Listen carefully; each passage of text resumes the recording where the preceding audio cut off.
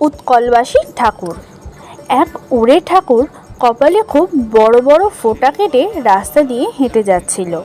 দেবক্রমে সেই পথ দিয়ে হেঁটে আসছিল গোপাল।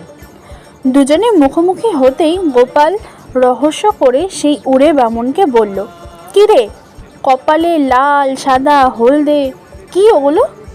উড়ে ঠাকুর বেশ গর্ব করে বলল, "ফোঁটা কাটুছি।" গোপাল হেসে বলল, "ফোঁটা কাটুছি না কাকে কিছু করুচি?" গোপাল এ কথায় রেগে গিয়ে উড়ে ঠাকুরকে বলল, "কাগে হাগুচি না তোর বাপে হাগুচি।"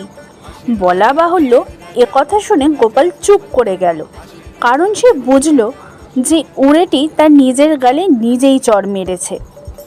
একদিকে গোপাল চুপ করে গেছে দেখে সে মনে মনে ভাবল যে সে গোপালের মতো লোককে বুঝি খুব ঠকিয়েছে।